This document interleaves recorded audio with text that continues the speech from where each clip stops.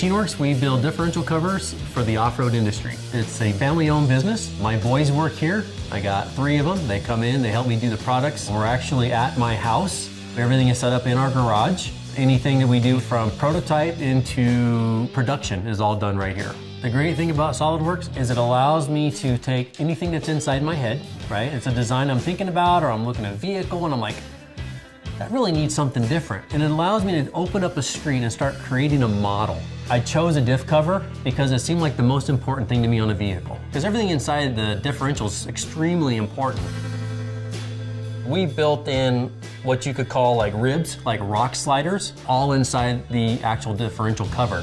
So the whole cover is a 1/4 inch thick, and then right in here you have a 1/2 inch rib and it's a 1/2 inch thick, which allows for this to be rubbed off and beat up, and it doesn't get into your differential area when you're off-roading. Anybody can put these on. You don't have to do any extra work to it. So basically you can just unbolt the cover you have, clean off the surface, prep it, put everything you need to put it back on, and it's just a couple of bolts. SolidWorks simulation saved me a lot of time from having to build prototype after prototype after prototype and testing it, because it gave me the opportunity to test it inside an environment to where I could see exactly what was going to fail. So it gave me the opportunity to make sure I was going to build a product that I knew would withstand and hold up inside of our market. By the time I got everything set up and ready to go, I built wood products. That way I could go out and I could test them. By doing it out of wood first, it gave me the option to tune the product in that I thought was better. Let's say I went in and I got all the prototype done, but yet when I went to a vehicle with the wood part, it needed to be a little bit less clearance. Maybe I had to move a 1/16 of an inch in because a cross member or something was going to come down on it. SolidWorks CAM didn't make me reprogram the part over and over again. So when I changed the SolidWorks model, the CAM portion would automatically update.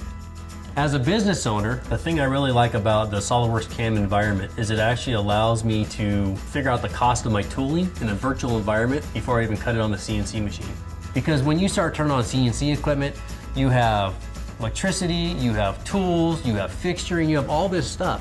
So SolidWorks allows me to put my whole thought into a computer first, and being able to take that virtually and turn it into a reality later on down the road. Without a tool like SolidWorks, I could never get what's in my head to reality.